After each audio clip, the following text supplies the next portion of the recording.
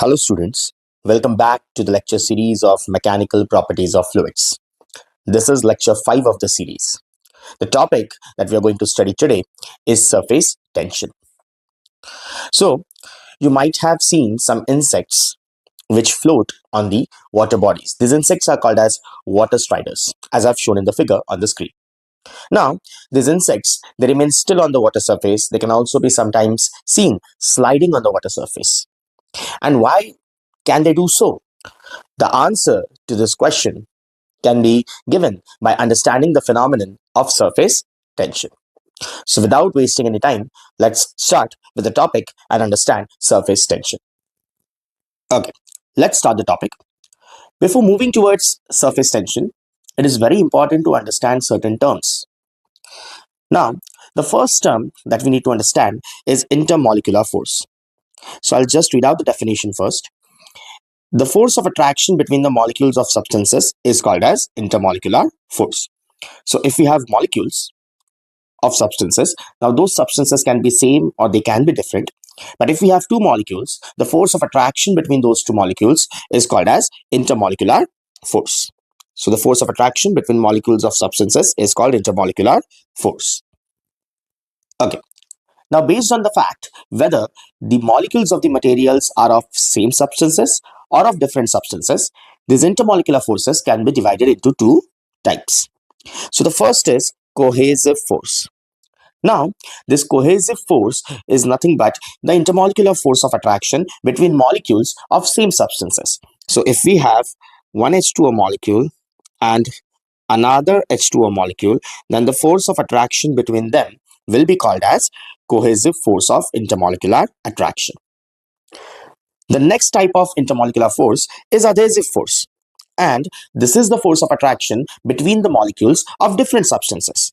So example, if we have a molecule of water and another molecule is of glass, then the force of attraction between the molecule of water and the molecule of glass will be called as adhesive force. So if the molecules are of same substances, the force of intermolecular attraction is called as cohesive force. And if the molecules are of different substances, the force of attraction between them is called as adhesive force. So I've written the definitions of cohesive force and adhesive force on the screen. If you want, you can take a snapshot or you can note it down. So let's move on to the next term that we need to understand, which is nothing but range of molecular attraction.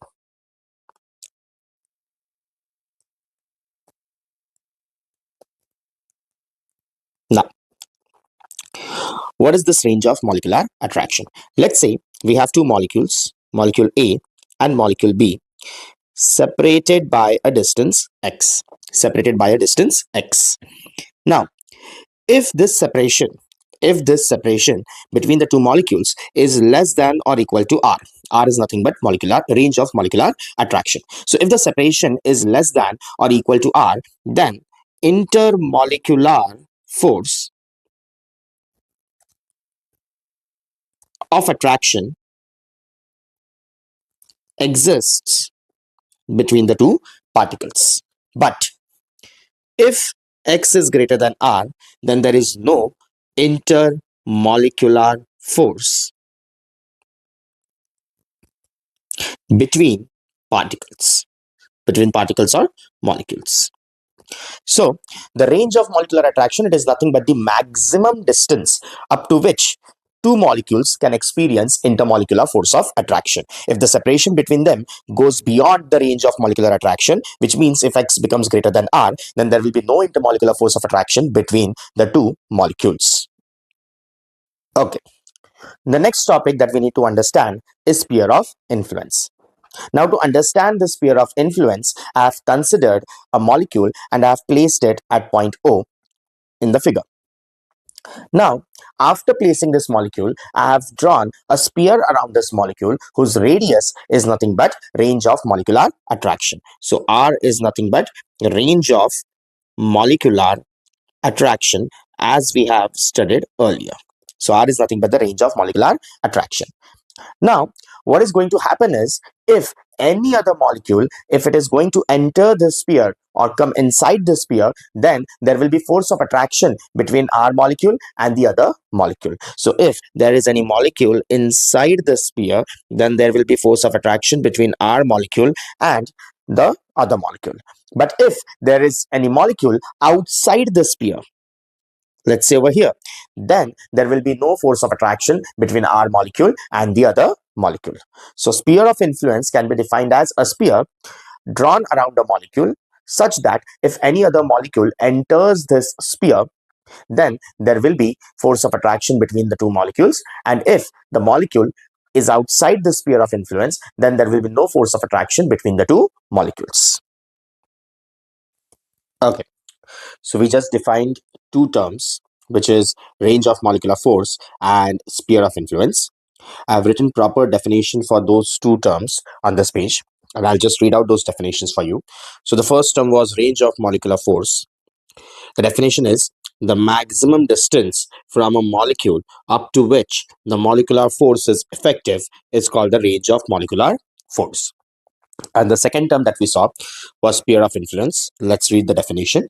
An imaginary sphere with molecule at its center and radius equal to molecular range is called the sphere of influence of the molecule. And we just saw that if another molecule enters the sphere of influence of our molecule, there will be attraction force between them. And if the other molecule is outside the sphere of influence of our molecule, there will be no force of attraction between the two molecules.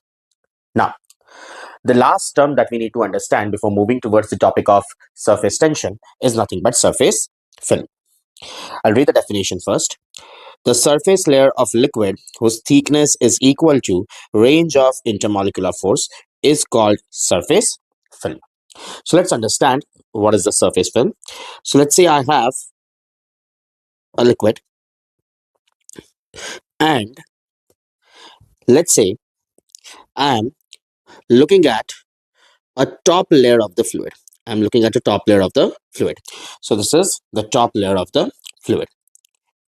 And if the thickness of this top layer of the fluid is equal to the range of molecular attraction, then this top layer of the fluid, we call it surface film.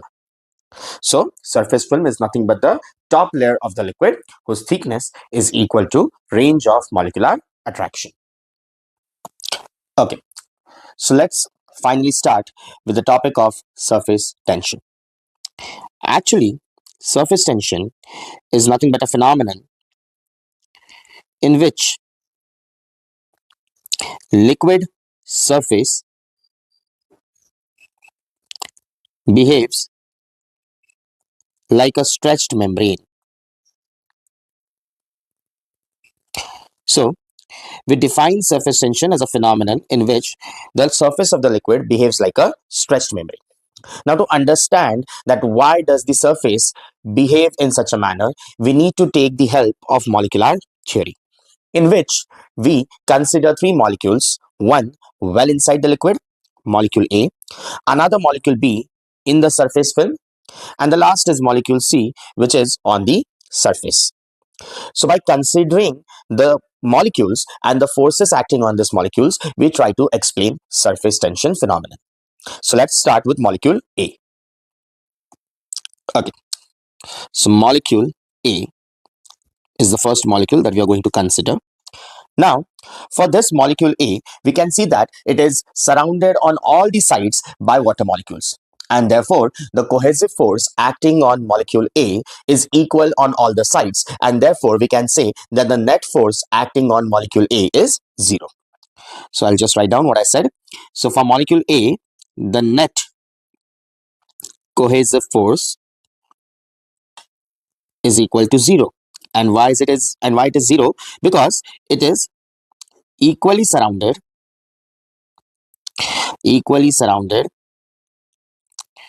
by water molecules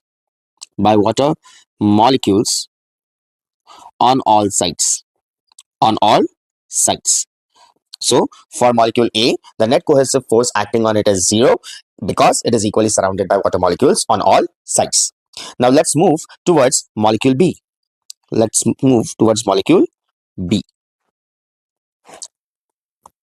Okay, so for molecule B, we can see that the lower half of the sphere of influence of molecule B is completely filled with water molecules, but the upper half is partially filled with water molecules and partially filled with air molecules. So I'll write this down. Lower half of sphere of influence completely filled with water molecules, completely filled with water molecules, and upper half partially filled with air molecules and partially with water molecules water molecules. So what is happening because of this? I'll just make some arrangement. Okay, so let's continue. So what did we just see? That the lower half of the sphere of influence of molecule B is completely filled with water molecules, but the upper half is partially filled with air molecules and partially filled with water molecules. Now, these cohesive and adhesive forces, the cohesive and adhesive forces, they are dependent on density of molecules. So if larger the number of molecules, then the cohesive and adhesive forces will be larger, and lower the density of the molecules, then lower will be the cohesive forces and adhesive forces. So for the sphere of influence of molecule B, the upper half is less dense. Upper half has less density of molecules,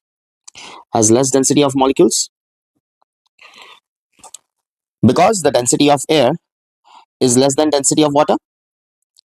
And since the upper half has less density of molecules, the net downward cohesive force is greater than the net upward force. So the net downward force for molecule B is greater than net upward force for molecule B. Now, so what we have seen, molecule A, the net force was 0, but for molecule B, the net force, it is downward. So we can see that as we have entered the surface film, the molecules have started to face a net downward force. Now, let's confirm it by studying further the molecule C. So let's see what is happening with molecule C. Is molecule C facing a net downward force like molecule B, or is the net force 0?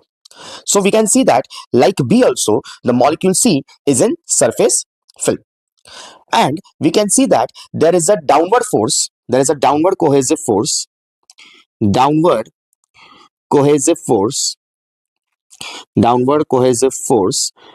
acting on molecule C due to water molecules. And we can also see that there is an upward adhesive force acting on molecule C due to air molecules. Now, when we were analyzing molecule B at that time, I just said a point that the cohesive force and the adhesive force, they are dependent on the density of the molecules. And we know, it's a well-established fact, that the density of air is less than density of water. Therefore, for molecule C, the upper half of the sphere of influence has air molecules, the lower half of the sphere of influence has water molecules. And since the number of water molecules in the lower half of the sphere of influence is greater than the number of air molecules in the upper half of the sphere of influence, the molecule C experiences a net downward cohesive force. And I'll just write the reason for this net downward force, which is number of water molecules in the lower half of the sphere of influence is greater than number of air molecules in the upper half of the sphere of influence. So thus by analyzing the molecules A, B, and C, we can make a statement that when molecules of liquid exist in surface film, when they exist in surface film, they experience they experience a net downward force. They experience a net downward force. Thus, we can say that when the molecules exist in the surface film of the liquid, they are experiencing a net downward force, which means that the surface of the liquid is trying to reduce the molecules in the surface, which means the liquid is trying to reduce the surface area.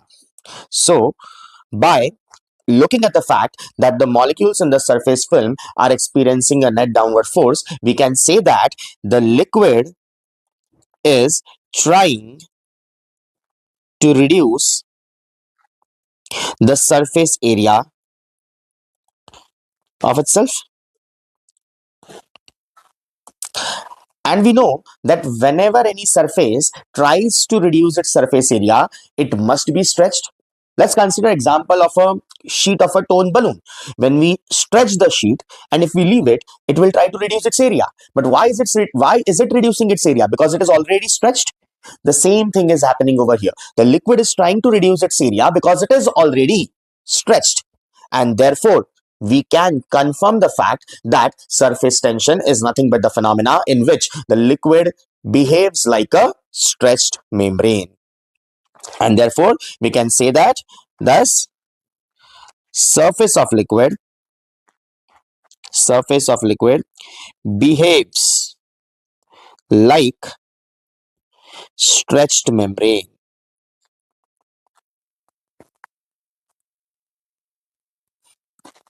So this is the phenomenon of surface tension in which the surface of liquid tries to not tries behaves like a stretched membrane. And why does it behave like a stretched membrane? We have explained that using the molecular theory. Okay, so that's all for today's lecture. In the next lecture, we will define the forces, the tangential forces of the surface tension, and we will have a look at the further topics of this chapter. Till then, keep studying. Thank you very much.